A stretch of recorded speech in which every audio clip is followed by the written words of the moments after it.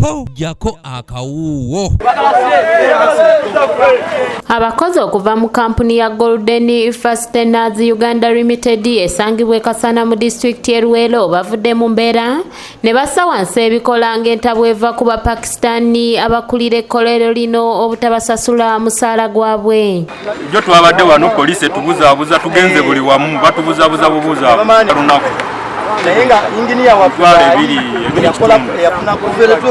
yafuna contract wa ekyokulya tekiriiwo kwegamba embeera yakubonawo tubazudde kuninga bagamba tuwesendeza ffe tetwakasendeza ffe tuddeyo waffe. Abakozi bano bagamba nti bazze basaba bakama baabwe okubasasula wabulanga tebeefiirayo era nga balabye guli gutyo kwe kusalawo okuwummuza ebikola nga we tutuukiddewo ng'abakozi babagalidde ebipande ebiriko obubaka obulaga obutali bumativu bwabwe eri abo bakulembera. balandiroodi batubanja abaana ku ssomero bagala kusoma naye nga tetunanjeyo yonna ne transport atuzza waffe nze wuno nviira Mbaale najja n'okukola naye sinawadde ne transport anzijja eno.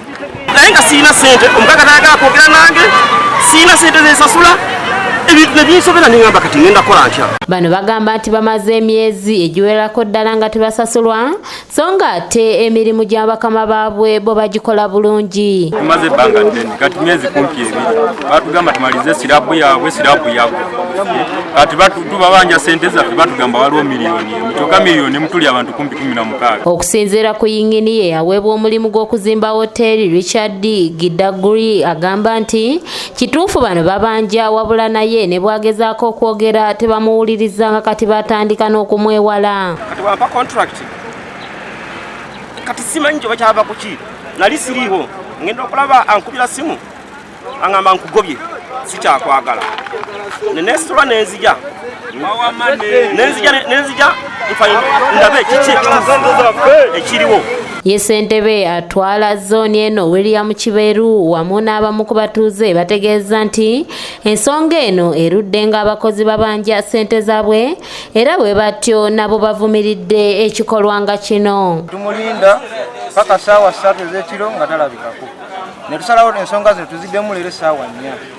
Mbadde nkyali mu nnimiro nenfuna amasimu nti abaana bakoze eki bakambuwadde baagala ssente zaabwe era nange nvuze bukubirire nenzijja tulabe nga tugonjoola ensonga z'abaana.